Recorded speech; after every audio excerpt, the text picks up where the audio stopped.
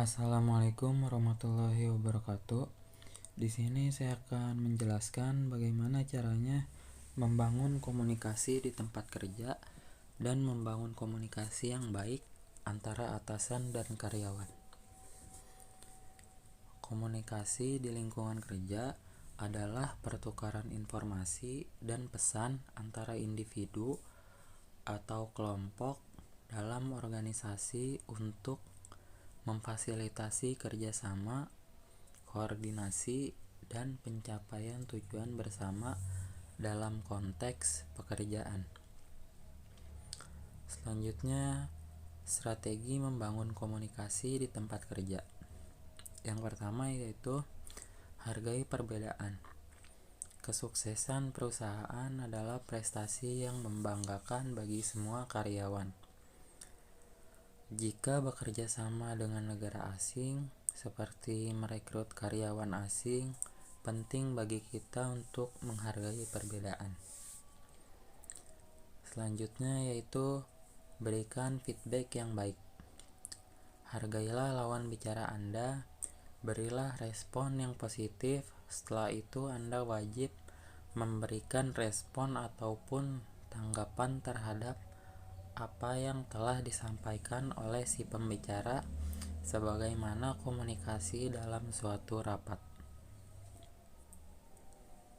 Selanjutnya yaitu menerima masukan.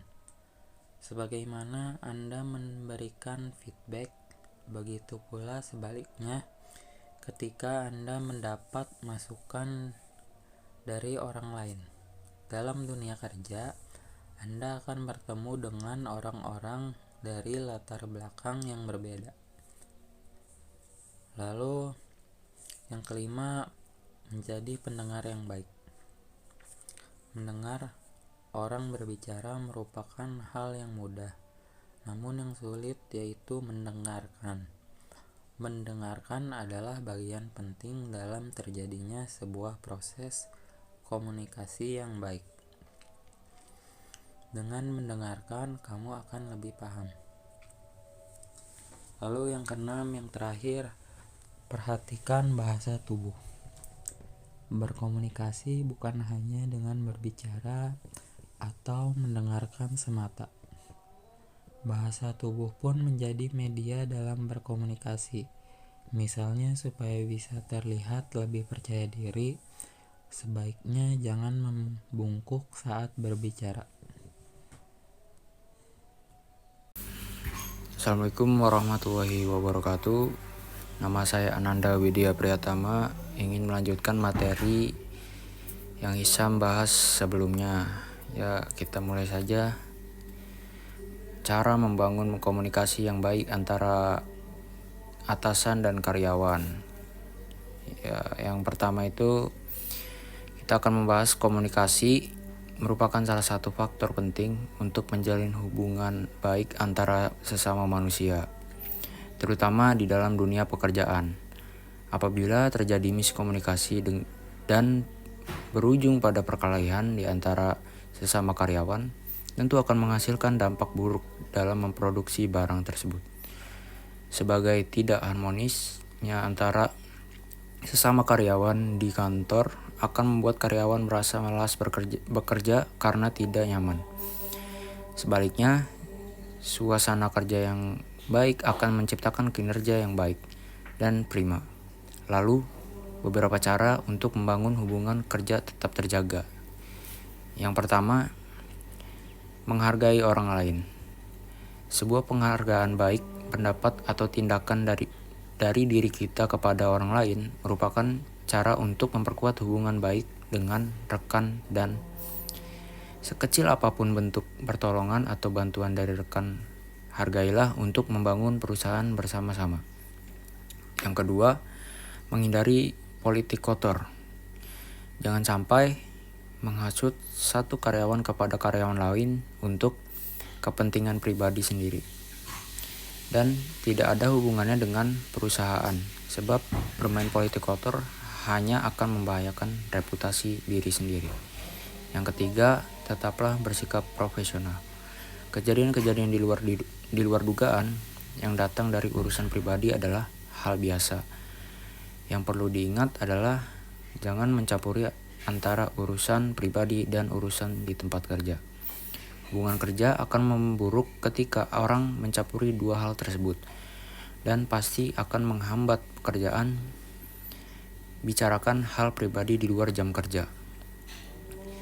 Kemudian, apa saja sih yang menjadi pemicu konflik di dunia kerja? Mengetahui apa-apa saja faktor yang dapat menciptakan konflik ini dirasa penting agar dapat menghindari dimulai dari diri sendiri terlebih dahulu. Faktor-faktor tersebut yaitu yang pertama, berkelompok. Karyawan biasanya cenderung berkelompok dengan sesamanya. Misalkan karyawan tua dengan karyawan yang tua, dan sebaliknya. Akibat hubungan sosial menjadi terkotak-kotak dan membuat kurangnya harmonis serta buruknya kedekatan emosional antara sesama karyawan. Oleh karena itu, berbaur dan bergaulah tanpa memandang senior ataupun junior di dalam bekerja. Yang kedua, superioritas. Superioritas adalah perasaan senioritas dari karyawan yang lebih tua atau lebih lama dibandingkan karyawan di bawah mereka. Padahal lama bekerja seseorang tidak bisa dijadikan tolak ukur untuk kualitas kerja seseorang. Mengapa? Karena tidak sama-sama menciptakan kolaborasi antara pemikiran inovasi baru dan ide-ide lama yang tervalidasi selama ini.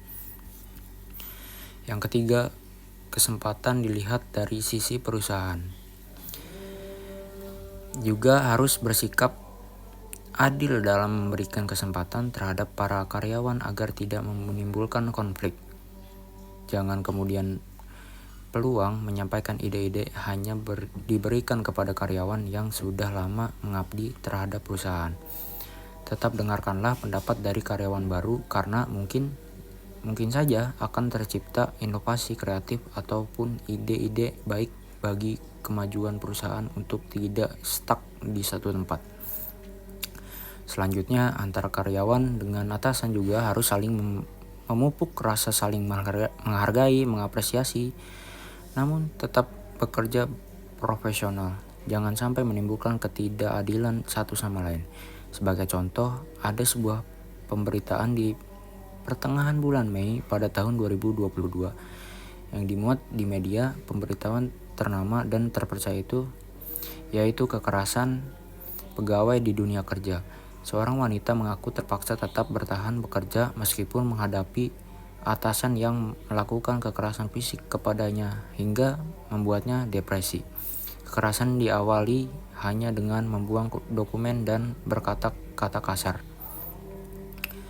di hadapannya. Namun tindakan itu masih diterima lambat laun. Emosi atasannya tersebut makin menggila dan melakukan tindakan kekerasan fisik dengan menoyor jidat diiringi kata-kata umpatan, lalu mendorong bahu korban ini hingga menyentuh dinding. Kejadian ini pun pasti tidak terjadi hanya satu kali karena melalui pengakuannya terjadi gangguan baik kondisi fisik dan mentalnya. Ya, dilanjut. Oleh karena itu diharapkan kasus itu dapat menjadi pembelajaran bersama untuk tidak mengulanginya kembali. Karena sejatinya para karyawan dan atasan adalah sama-sama manusia yang butuh banyak evaluasi diri setiap harinya. Salah satunya adalah dengan memperbaiki diri, komunikasi, dan tindak perilaku dan bersosial dimanapun kita berinteraksi. Dan berkualitasnya komunikasi antara atasan dengan bawahannya tentu saja menjadi kunci dalam membangun hubungan yang baik di dalam dunia kerja. Sekian dari kelompok kami, kurang lebihnya mohon maaf. Wassalamualaikum warahmatullahi wabarakatuh.